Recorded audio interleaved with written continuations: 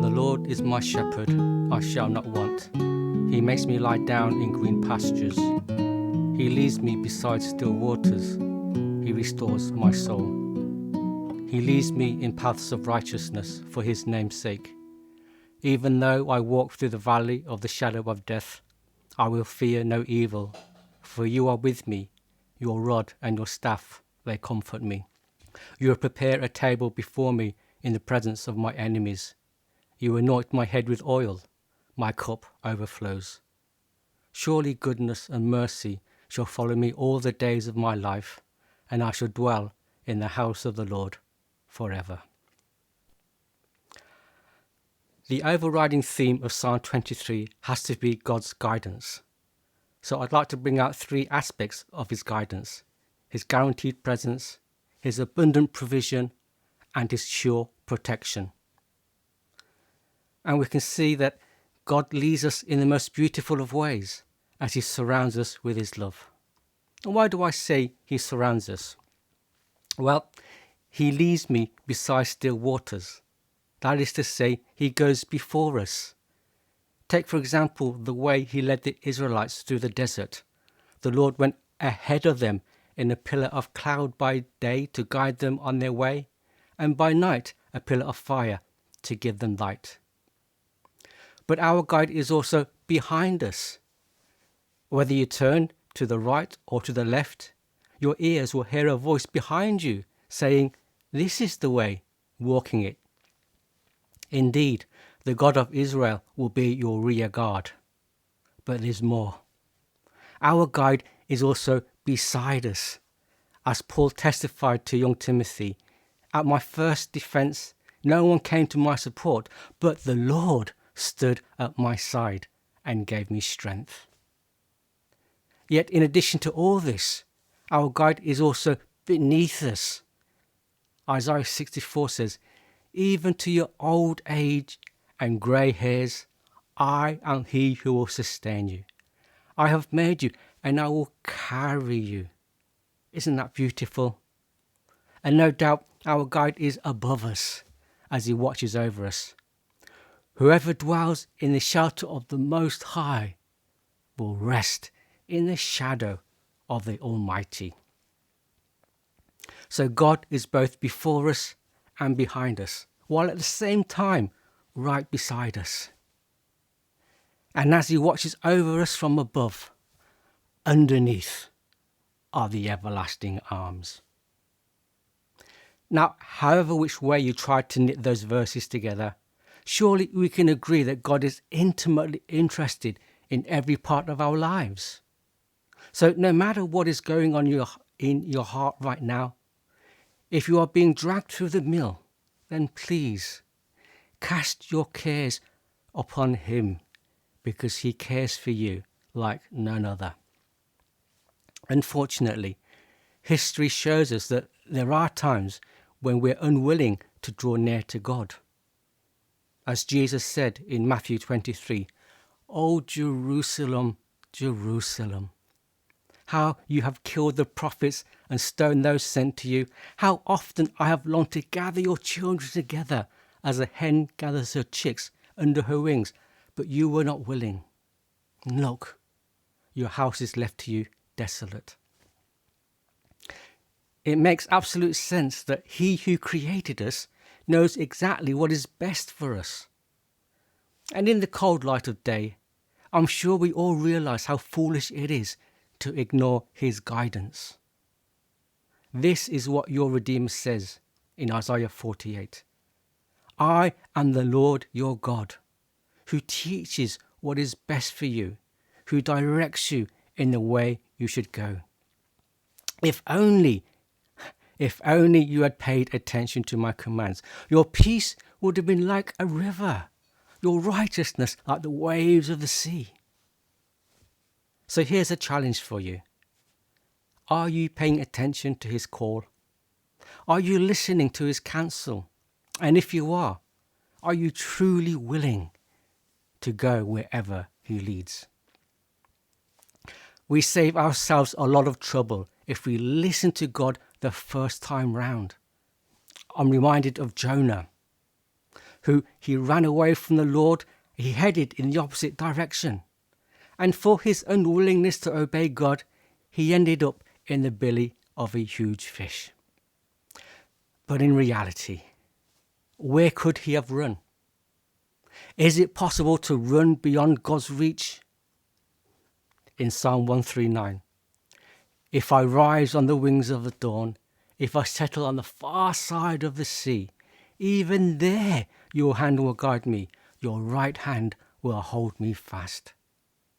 And as we read in Psalm 23, even though we walk through the valley of the shadow of death, even there God will still be with you to comfort and to guide. So how exactly does God guide us? Sometimes God's guidance seems rather vague. The Lord said to Abraham, leave your country, your people, and your father's household, and go to the land I will show you. Other times, his guidance is very specific. The Lord told Ananias, go to the house of Judas on Straight Street and ask for a man of Tarsus named Saul. Don't you wish that God would sometimes give us a few more details about where he is guiding us? Well, I'm not so sure. When God told Ananias exactly where to go and what to expect, what was his response? He protested against the Lord. I have heard terrible rumours about this evil man. He's come here to arrest people like me. Now compare that to the reaction of Abraham. As soon as he heard the Lord's command to go someplace, he left as the Lord had told him. So irrespective of how much we may or may not know, if God leads us along a certain path, ours is but to follow in faith. Now, to follow thus requires trust and humility, and that's exactly what the Lord requires of us. Trust in the Lord with all your heart and lean not on your own understanding. In all your ways, acknowledge him, and he will make your paths straight. Now, if you've seen that quoted before, I'm not surprised, for it's a great piece of advice. But putting it into practice can be quite another story. And so Solomon helps us with the very next verse, which I've never heard quoted in the same breath. Proverbs 3 verse 7, do not be wise in your own eyes. You see, God leads the humble in what is right. He teaches the humble his way. I know it's not always easy to walk in such humility, especially when we're misguided by our own inflated wisdom. So always remember that God's ways are higher than our ways. So how does God reveal his ways to us? Now, in my personal experience, God's guidance doesn't come with flashes of light or peals of thunder. Take Ruth, for example. She decided to go gather some grain, and so she just went ahead and found a suitable field. She didn't hear the divine voice like Ananias or Abraham. The Bible doesn't tell us that she prayed about where she should gather.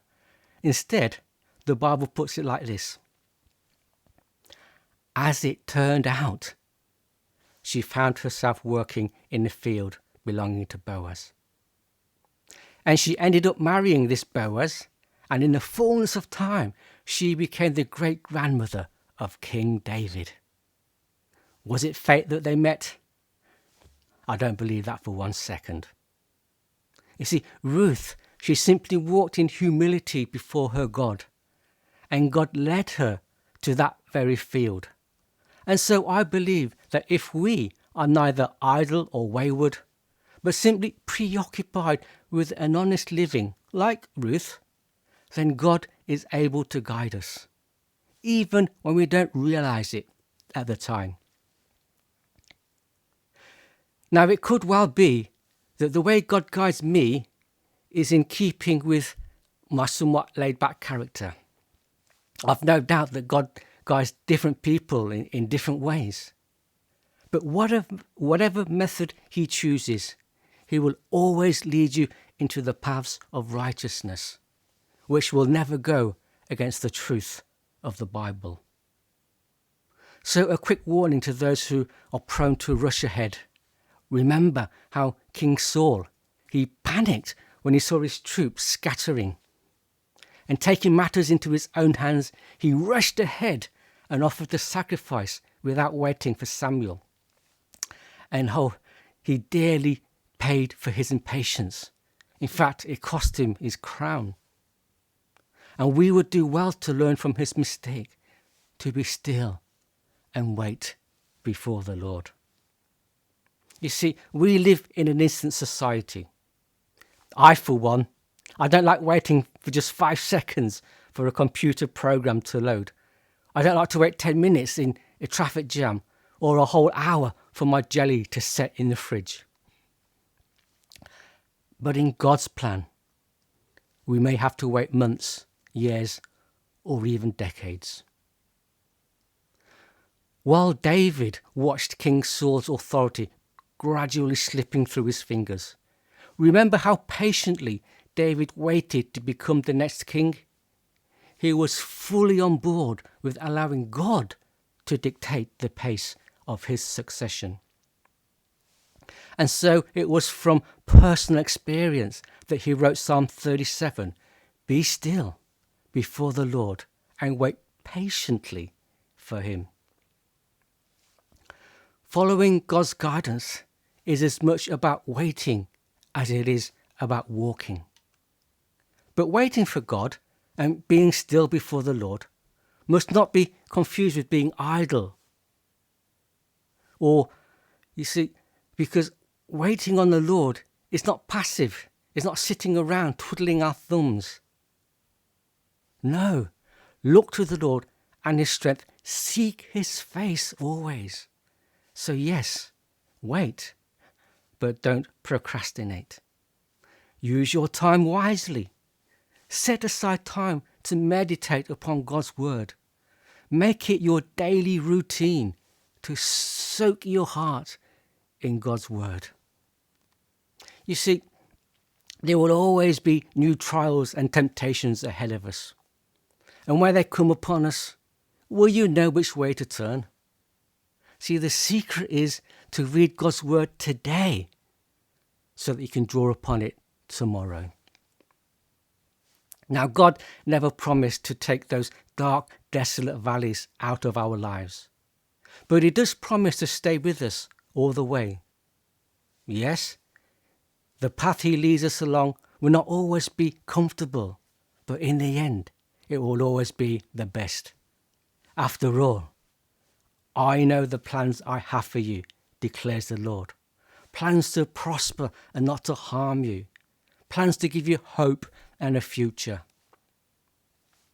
His guiding us into difficult times is all part of his refining process, with the ultimate aim of making us more like Jesus.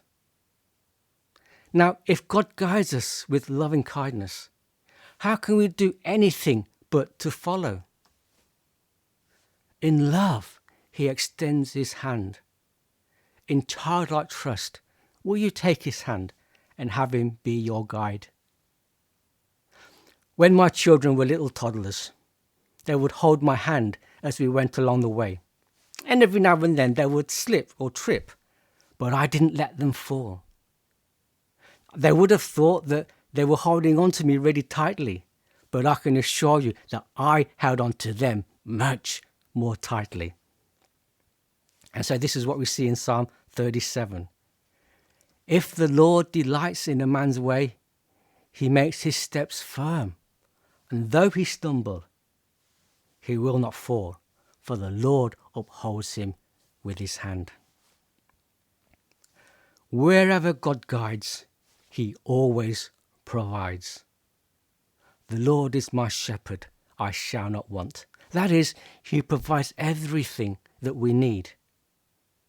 This was clearly demonstrated in their desert wanderings. During those 40 long years that God led them, their clothes did not wear out, nor did their sandals on their feet. He fed them bread from heaven every day. And so we have such reassuring promises as Isaiah 58. The Lord will guide you always. He will satisfy your needs in a sun-scorched land and will strengthen your frame. You will be like a well-watered garden, like a spring whose waters never fail. Wherever God guides, he always protects. This is what he promised in Isaiah 43. When you pass through the waters, I will be with you. When you pass through the rivers, they will not sweep over you. And when you walk through the fire, you will not be burned. The flames will not set you ablaze. I wonder, do you have this unshakable reassurance as you negotiate the ups and downs of daily life? If not, you can. You see, the good news is that Jesus has it in his heart to shepherd you. You know, when he saw the crowds, he had compassion on them. He had compassion on them because they were harassed and helpless like sheep without a shepherd. The Lord is my shepherd. The Lord is my shepherd.